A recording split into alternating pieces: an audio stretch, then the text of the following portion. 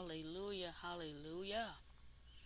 Holy God, we come before you with reverence and awe, mindful, Father God, of the great privilege it is to study your word.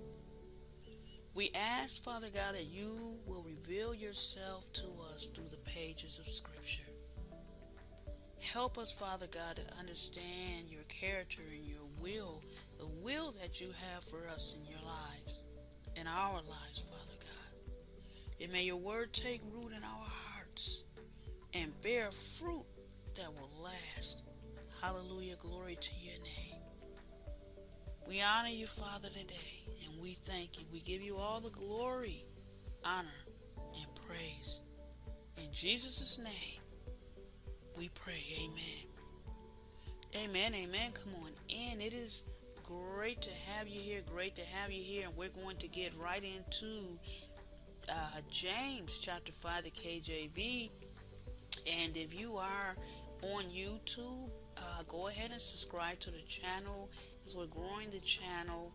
And you'll be some of the first ones to go ahead and subscribe as we go forward into the word and more videos come. So go ahead and subscribe and push the like button as well. It is greatly appreciated. And thank you for those who are here on Spreaker as well. Welcome and blessings to you all. Now James chapter 5 here in the KJV. The summary here, let me pull up my notes here and make sure I have everything up here that's going to go correctly. Amen. All right. It begins with a warning to the rich who have held back the wages of workers. And that is a warning, reminding them that their wealth will not save them from the coming judgment. James calls on the oppressed to be patient. Be patient and to look to the Lord for vindication. Look to the Lord for vindication. James encourages patience in suffering, using the example of the farmer who waits for the rain and the harvest. Just hold on a little while longer, and all justice will be done. Amen. And he talks about strengthening the heart and avoidance of grumbling.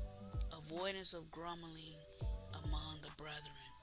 And so James goes on to give examples of patience in the lives of the prophets and of Job, highlighting the perseverance and the faithfulness in the faith in the face of trials that they faced.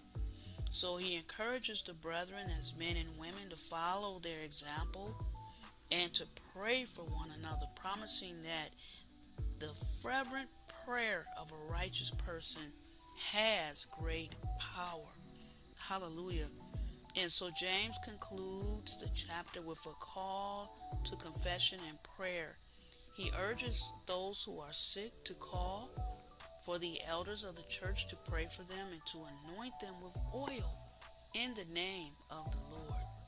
He also encourages confession of sins to one another and pray for one another, promising that such prayers will be effective and bring healing and forgiveness.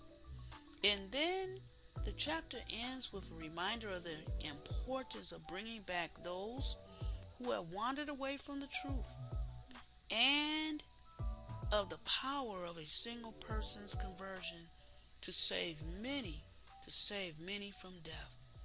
So overall, James chapter 5 is a call to patience, prayer, and confession. It reminds us of the importance of looking to the Lord in times of trial and of the power of prayer that brings about healing and forgiveness. And it also encourages us again to be patient and persevere in the face of suffering, and to bring back those who have wandered from the truth. Amen. So that is a beautiful summary A lot of encouraging words here that James speaks about. Amen. So we're going to get right now into James chapter 5, and I also have the voice pulled up, the version of the scriptures, the voice pulled up alongside the KJV.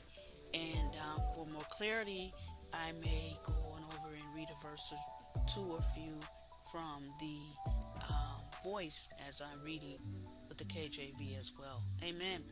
So verse 1 says, "Go to now, ye rich men, weep and howl for your miseries that shall come upon you. Your riches are corrupted, and your garments are moth-eaten. Your gold and silver is cankered, and the rust of them shall be a witness against you, and shall eat your flesh as it were fire. Ye have heaped treasure together for the last days. Behold, the hire of the laborers who have reaped down your fields, which is of you kept back by fraud, crieth, and the cries of them which have reaped are entered into the ears of the Lord of Sabaoth." Now verse 4 here, and the voice says, "Listen, you held back a just wage from the laborers who mowed your fields, and that money is crying out against you, demanding that justice be done. The cries of the people who harvested your crops and made you a profit have fallen upon the ears of the supreme Lord of heavenly armies." Alright, verse 5 here in the KJV says, "Ye have lived in pleasure on the earth and been wanton. Ye have nourished your hearts as in a day of slaughter." Verse 5 here in the voice says, "Your life on earth has been one of luxury, pleasure, and endless consumption. You have feasted to your heart's content on animals you slaughtered, but now the day of slaughter comes for you." Verse 6 KJV says, "You have condemned and killed the just, and he doth not resist you." So the just have been killed, and they did not resist when they were being killed. "Be patient, therefore, brethren, unto the coming of the Lord. Behold, the husbandman waiteth for the precious fruit of the earth, and hath long patience for it, until he receive the early and latter rain." That's verse 7 in KJV. Verse 7 in the voice says, "For this reason, my brothers and sisters, be patient as you wait for the return of the Lord. Look, the farmer knows how to wait patiently for the land to produce vegetables and fruit. He cannot harvest a freshly planted seed. Instead, he waits for the early and the late showers to nourish the soil." All right. Verse 8 KJV says, "Be ye also patient. Establish your hearts, for the coming of the Lord draweth nigh." The coming of the Lord draweth near. "Grudge not one against another, brethren, yes, lest ye be condemned. Behold, the judge standeth before the door." Now I'll read that here, verse 9. In the voice it says, "Brothers and sisters, don't waste your breath complaining about one another. If you judge others, you will be judged yourself. Be very careful. You will face the one true judge who is right outside the door." Alright, verse 10 KJV, "Take, my brethren, the prophets who have spoken in the name of the Lord, for an example of suffering, affliction, and of patience. Behold, we count them happy which endure. Ye have heard the patience of Job, and have seen the end of the Lord, that the Lord is very pitiful and of tender mercy." Now we'll read that here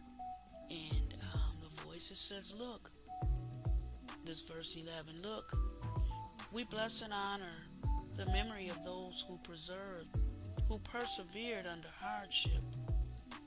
Remember how Job endured and how the Lord orchestrated the triumph of his final circumstances as a grand display of his mercy and compassion. Verse 12 here, KJV, but above all things, my brethren, swear not, neither by heaven, neither by the earth, neither by any other oath, but let your yea be yea, and your nay, nay, lest ye fall into condemnation.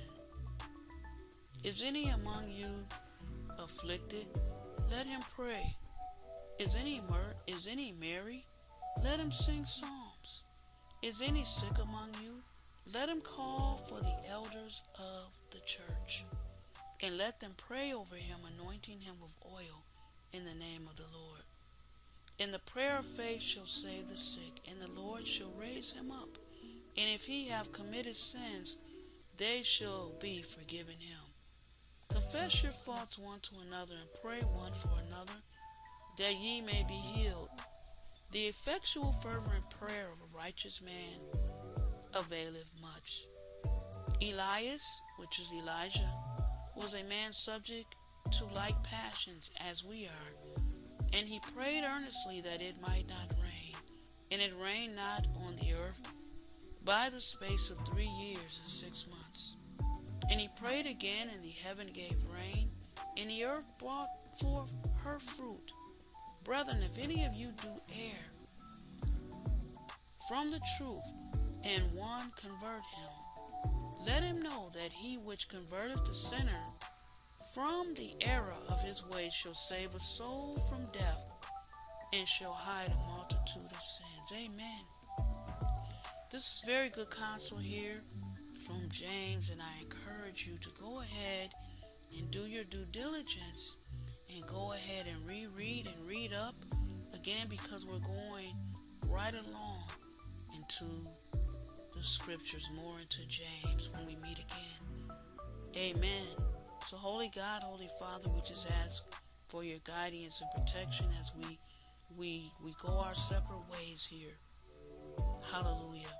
Father God, may the truths that we have learned today be a source of comfort and strength to us. And may we be empowered by your Holy Spirit to live out your word in the world. Thank you, Father. Thank you for your guidance, for your love, for your instruction. In Jesus' mighty name we pray. Amen. Amen. Amen. I thank you all for tuning in. I thank you all for listening wherever you're listening at. And follow me on any of my social media sites. I'll be sure to follow you back. And I hope and pray that you got something out of this lesson here. And as always, I just thank you all. And I really enjoy my time here. This is the Blessings Ministry. And I pray that you receive your blessings and the healings. That whatever pain and whatever sickness, whatever ailment that you have, that you put your hand on it and call it to go away. Call it to go away and be no more. In the name of Jesus. Hallelujah. It is not God's will for us to be sick. It is not God's will for us to be ill. So put your hand on that part of the body and call it out to be gone. Call on the name of the Lord. Amen. Amen. And have that faith, and all will be well. Glory to God. Glory to God. Receive your healings. Receive your blessings. You can always send me a message on whatever platform you're on, and also on YouTube as well. And again, go ahead and subscribe, like, and comment as it grows here. The platform here grows. So thank you so much. Thank you so much. Take care, everyone.